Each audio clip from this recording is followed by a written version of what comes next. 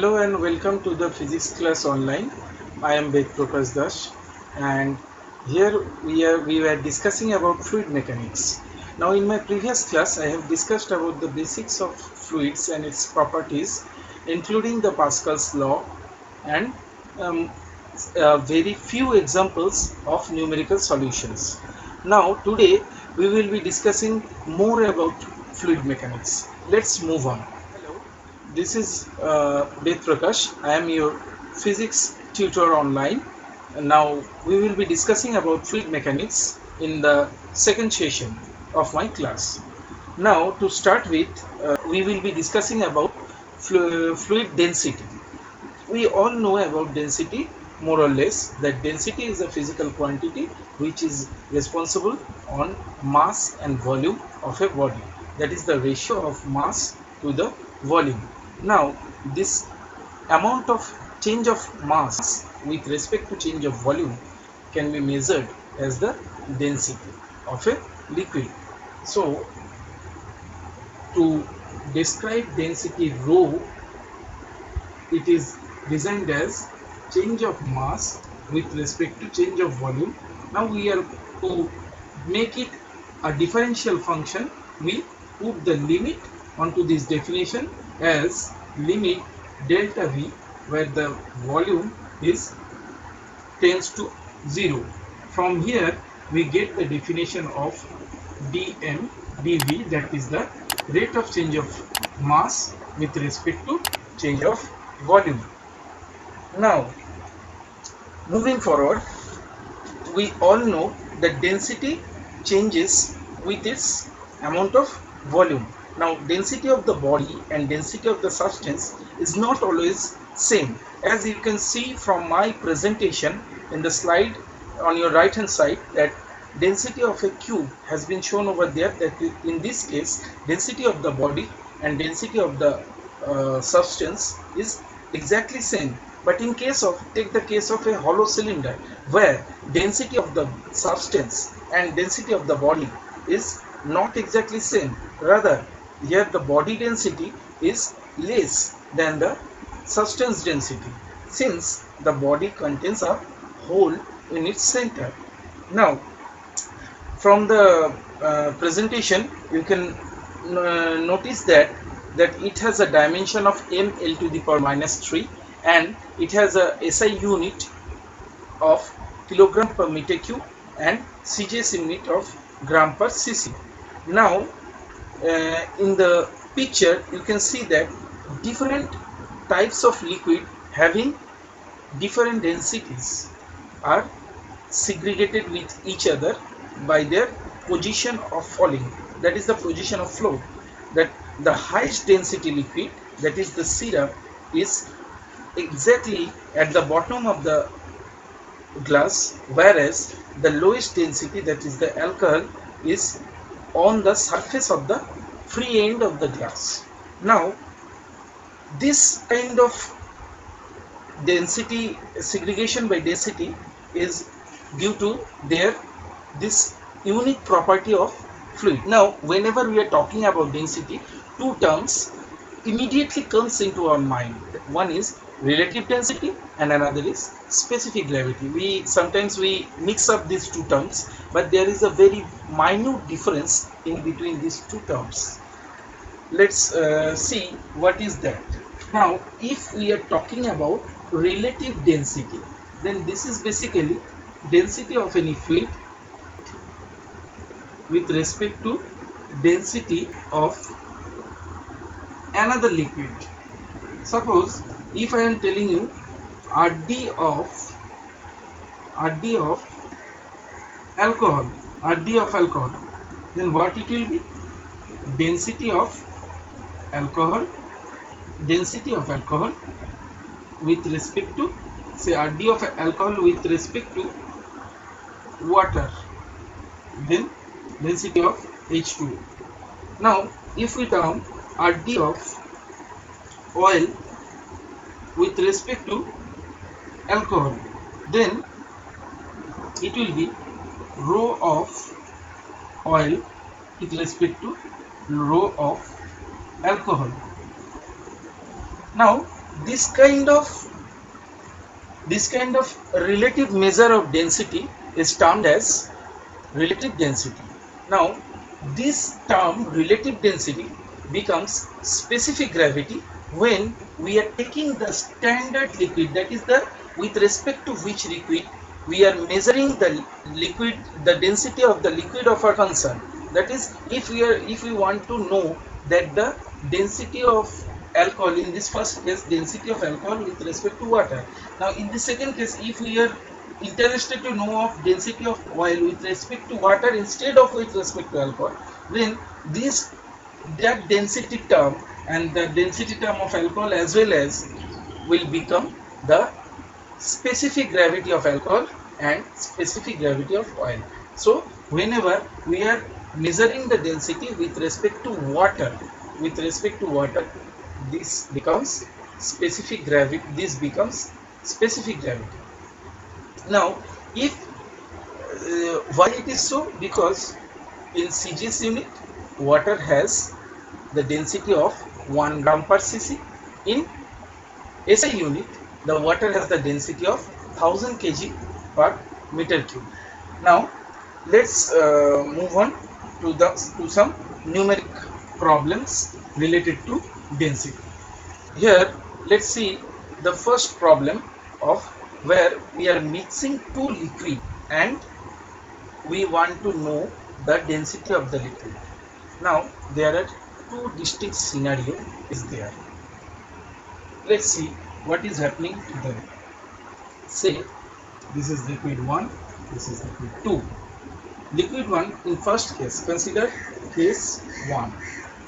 In first case, the liquid 1 has mass of m1 and density of rho 1. This liquid 2 has mass of m2 and density of rho 2. Both these liquids are mixed with each other. Then what will be the resultant density? This is our concerned problem. This type of problem you will encounter in your JEE main, JEE advanced courses. Then there are some tricks and tips by commemorating those you can easily solve this kind of problems. Now these liquids L1 and L2 having mass m1 and m2 as well as the density rho1 and rho2 are mixed with each other. So it is quite obvious that they have the resultant liquid have the mass of m equal to m1 plus m2, and the volume is quite obvious since the volume is not mentioned over here. So we are assuming that the volume is, say, V1 plus V2. V1 is for the liquid 1 and V2 is for the liquid 2. Now we are interested to measure the resultant density of the mixed up liquid. Let the density be rho, and we all know rho is equal to mass by volume. So mass is m1 plus m2 and volume is v1 plus v2, but there is no mention of v1 and v2 in our concerned problem. So what to do? We all know volume can be written as, from this equation, volume can be written as m by rho, right? So from this we can also write this rho as m1 plus m2 by m1 by rho1 plus m2 by rho2, right? This can be written as like this, and from this, if we consider that both the mass of these two liquids are same, that means m1 is equal to m2. If m1 is equal to m2, then it becomes, after solving, it will become 2 rho1 rho2 by rho1 plus rho2, which is actually the formula for harmonic mean. So whenever we are solving a liquid mixing problem to find out the resultant density, then we have to find out that the resultant liquid density will be those harmonic mean of those two liquid density. Now let's consider the second case where the liquid have different volume of V1 and V2, and the mention of mass is not over here. That means in the first case the mass was mentioned, but in the second case the mass is not mentioned over here. So here also V1 amount of liquid is mixed with V2 amount of liquid having the density ρ1 and ρ2 respectively. We are interested to calculate the rho. You can see from your presentation. Let's consider, as the previous case, the mass of the mixed liquid is say m. M equal to m1 plus m2. Now m1 will be from this equation ρ1 V1 plus ρ2 V2, right? See, so from here we can assume that V equal to V1 plus V2. This is our assumption. Now if V1 equal to V2 equal to V, then what will happen? Then this M become ρ1 plus ρ2 into V. So the resultant will be rho equal to ρ1 plus ρ2 by 2. That is the arithmetic mean. So in the first case we have seen that when two liquids of different mass and different density has been mixed up with each other, then the resultant density of the liquid will be of harmonic mean of that two individual densities. And when two different volume of liquid with two different densities are mixed with each other, then the resultant density will be the arithmetic mean of those two individual densities. Now let's move on to some other effect of densities. This kind of problems you may encounter. So here I am discussing some tips and hints so that you can feel easy. So whenever the problem comes in your exam where you have shortage of time to solve them, you can easily put these kind of tricks to find out the correct answer. So let's move on to the next problem of our concern. Consider the case where a liquid is placed on a heating source. That means the temperature is getting high of the liquid. Especially it can be seen, as I have shown you in the slide, that whenever a gaseous matter or a gaseous object is subjected to a temperature, then it get heated and rise up, and as a result of this the density will get affected due to the rising temperature. So how it will get affected? Let's see that. Consider the liquid has a density of ρ0 initially, and with the effect of temperature it get the density to rho. Now the ratio of these two densities can be written in terms of mass and volume as m by v and m by v0, where v is the final volume and v0 is the initial volume. The relationship from the expansion of gases and expansion of liquid, we all know that.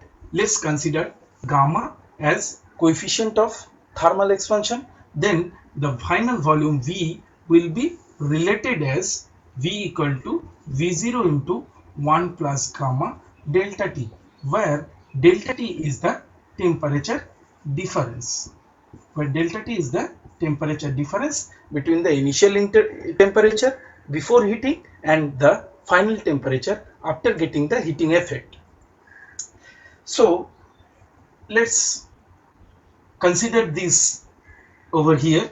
Since the mass cannot be changed, because here we are applying the conservation law of masses, so the net mass, the total mass of the object will be same before applying the heat, and after applying the heat the mass will remain same. So the mass is getting cancelled out from our calculation, and we are just concerned about the volume. Ratio is becoming V0 by V. So this V is related as V0 by V0 into 1 plus gamma delta T. From this relation we can say that this, now this ratio, as since V0 is not equal to 0, we can cancel out this ratio, and the rho is becoming as rho 0 into 1 minus 1 plus gamma delta T inverse. It can also be written as rho 0 into 1 minus gamma delta T by avoiding the higher order term. Since this sign is becoming negative, so as a result of this we are seeing that a portion of the initial density is getting lowered. That means the density will decrease with the application of heat. That is, the when the temperature is getting increased, the density will decrease. Now let's think about this kind of problem. By commemorating these formulas will help you to solve the effect of temperature intensity type of problem. Now let's move on to the effect of pressure. Consider that when an object of certain density has been subjected under a specific amount of pressure, then what it will happen. This, now here also you have to consider that before application of pressure, the substance of the object have a density of rho 0, and after application of pressure the final density becomes rho. So here also the ratio of rho to rho 0, that is the final density, and the initial density will have the ratio of this m by v and m by v0. This is simple, just like the previous one. Now here, since we are applying pressure, the pressure we can give the definition of bulk modulus. We all know about this bulk modulus, responsible for change of volume with the application of pressure. Now, how it is related to each other? So bulk modulus can be defined from the relation that some portion of its initial volume will lower with the change of pressure and the change of volume. From this relation we will prove this one. Now we can put over this relation can be transformed in terms of, say, terms of V as V equal to V0 into 1 minus Kb delta P upon Kb. Now this term will help to reduce this term. So this term is actually becoming V0 by V, and we can remove this term as V0 into 1 minus delta P by Kb, right? Now since V0 is getting cancelled out, so the rho will again be the rho 0 into 1 minus delta P by bulk modulus to the power inverse. Now avoiding the higher term, we can write this as like this. So with the increase in pressure, with the increase in pressure, the density is also getting increased. From the plus sign we can signify it over here. Now let's move on to the next topic of Archimedes principle. Now we all know about the scientist Archimedes. His invention was an accident. That actually he invented a very significant portion of hydrostatics, that the concept of buoyancy and buoyant force. What is the Archimedes principle actually say? That Archimedes principle is actually telling that whenever a body is fully or partially or fully immersed inside a liquid, then it will surpass or it will excludes the amount of liquid from the vessel that is exactly equal to the volume of the body. Now, from this concept, we can tell that the buoyant force or the upward thrust on the body can be explained from this principle. So, let's consider a vessel or a container full of liquid in it. Now, an object is floating, over it, in it. Now, this object is experiencing a force or a pressure downward, as well as the liquid is also exerting a force upward to this object. Let's name it as force Fa. We all know force is a vector quantity, and let's name this force as Fb. This is upward force and this is downward force. Now we all can see that this much of height having the responsible for this force is h1, say, and this much of height, that is h2, is responsible for this force. Now let's consider that both this force are applying on area, same area. The object, this particular object has the same area, say area of A. If we are going to measure Fa, H1 rho is the density of the liquid, H1 rho G A, H1 rho G A, and Fb will be likewise H2 rho, same liquid, G, and the same area. Now since H2 is greater than H1, we can all see that H2 is greater than H1. This amount is the length of the liquid, say L, length of the object, say L. Now since H2 is greater than H1, from here we can say that Fb must be greater than Fa, since the except the H1 term, the rho, G and A are constant for this Fa and Fb force. From here we can conclude that the upward thrust experienced by the object is greater than the downward pressure. So if we want to measure the resultant pressure, that is FBA, will be FB minus FA, that is actually A rho G, the common term, and H2 minus H1, that is the exact term. Now as we have mentioned that this is, say, L, so this will become A rho G L. Now this area means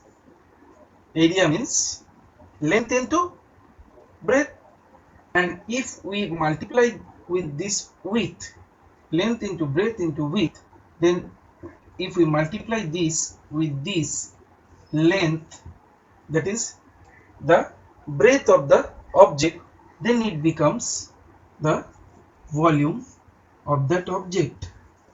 So actually This FBA V rho G is termed as, for getting it more convenient for the Bengali medium students, this force is actually in Bengali medium term, it is called Plobota. Buoyant force can be interpreted in terms of Archimedes principle, that this amount of water or this amount of liquid will be excluded or will be displaced from its position by this body.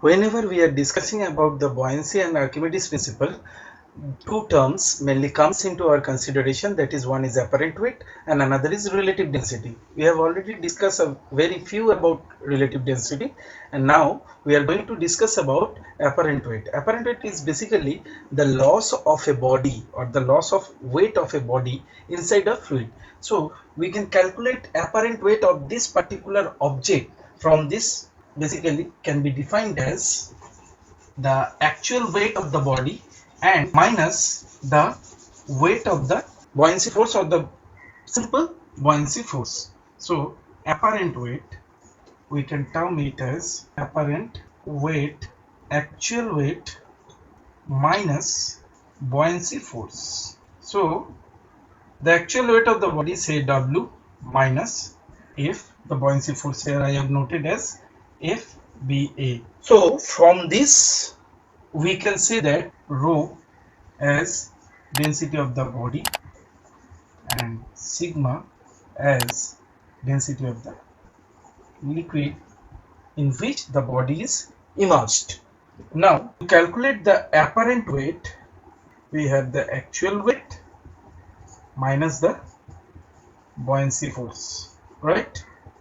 Now the actual weight of the body can be defined as V rho G minus the buoyancy force. From my previous explanation, it has shown that V sigma G, where sigma is the density of the liquid. Now from this we can simplify it like this. We can also take this as V rho 1 minus sigma by rho into G. V rho G into 1 minus sigma by rho. So actual weight 1 minus sigma by G. So this apparent weight is basically becoming a fraction of actual weight, that is 1 minus sigma by rho times fraction of actual weight. From this apparent weight calculation, let's think about some specific example of, if a body of volume V is immersed in a liquid of density, say sigma, as we have previously seen that the apparent weight was actually a fraction of actual weight, which is this. This was the actual calculation of apparent weight. Let's consider a body of volume V is immersed inside the water or liquid of density, say, instead of rho, say density, say sigma. How much weight it will reduce? W1 is the weight of the body at air, and W2 is the weight of the body at this liquid, this particular liquid.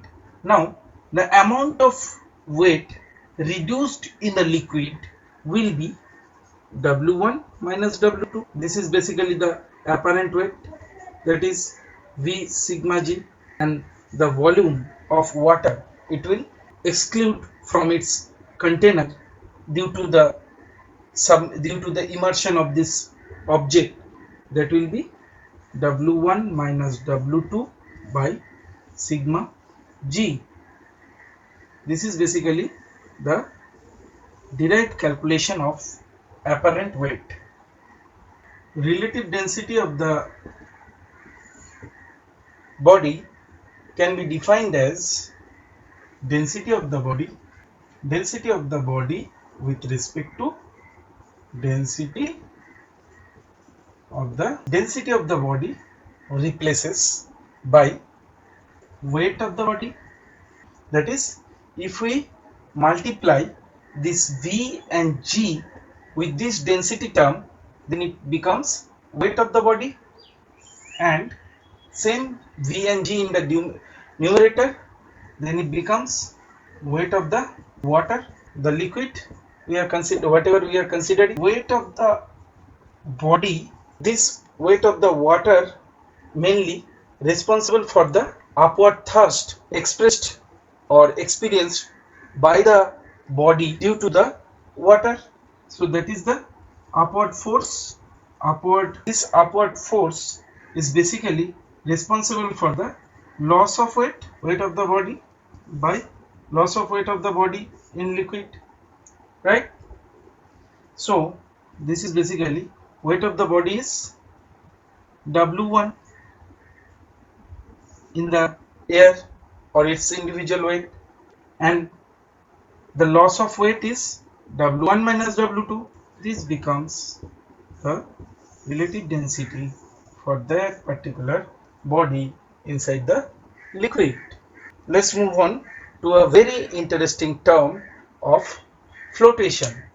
Before flotation, you can see in the slide a very simple numerical problem along with its solution has been shown, that a crown of weight 2.5 kg is immersed in water and its apparent weight is given as 22 Newton. What will be the density of the crown?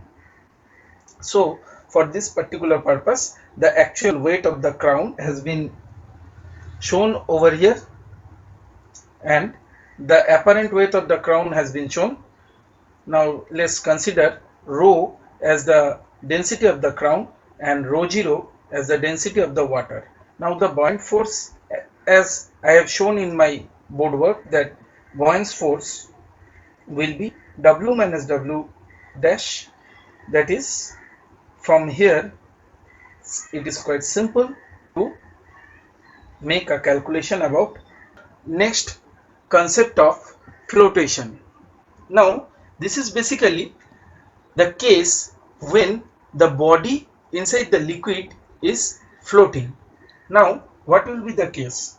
Basically when the apparent weight is the actual weight of the body, the apparent weight becomes equal to the actual weight of the body, then the body starts floating. Now you can see in the slide that the phenomena of buoyancy has been charted over there, and the three cases of floating has been shown over there. You all know that weight of the body will be, that is W1 equal to W2. Now when it will become W1 equal to W2, that means weight of the body becomes V rho G and buoyant force will be V sigma G. That is, rho is the density of the body and sigma is the density of the liquid in which the body is immersed. Now for this particular case, we can consider that this V, since this is the liquid part, so this V is the amount of volume of the body inside the liquid. I have noted it as V inside the liquid. So how much amount of body is immersed inside the liquid? We can calculate it simply by taking the total volume into rho by sigma. Now for this particular purpose, from here we can calculate several numericals, like you can be asked to find out the how much amount of volume is outside the liquid. So how much amount of volume is outside the liquid? That is simply the total volume minus the amount of volume inside the liquid. That will be V minus V into rho by sigma. That is basically V into 1 minus rho by sigma. For flotation, that is for floating Now this term floating is very fishy enough to get a hold on it. Let's see this three example of the slides as I have shown in the slides, that here in this case the density of the body is greater than the density of the liquid. So the body is actually sinking, has sinked, totally fully immersed in the water or in the liquid. Here in this case actually the flotation is getting occurred. Here basically the body has the equal amount of density as the liquid. So basically the body is floating just on the surface of the liquid. Now in the third case, as you can see in the slide, that the body has less amount of density with that of the liquid in which it immersed. So for this particular purpose the body is experiencing an greater amount of upward force. So the amount of volume of the body is lesser, is equal to the amount of body outside the liquid. We can conclude that a body will essentially float only when this rho, that is the density of the body, is lesser than or equal to the that of the density of the liquid in which it is immersed. The volume of the body and the density will be just equal to the volume of the body inside the liquid and the density of the liquid. So basically if we are interested to measure the density of the body, that will be essentially the this amount of density will be the body. There is two cases. One is two different body is immersed in the same liquid. Then what will happen to the density of the body? Then the density of the body will be, since two different body, so consider that as the density as rho A and rho B for two different body, V in by V for liquid A and V in by V for liquid B. That will be their ratio of density.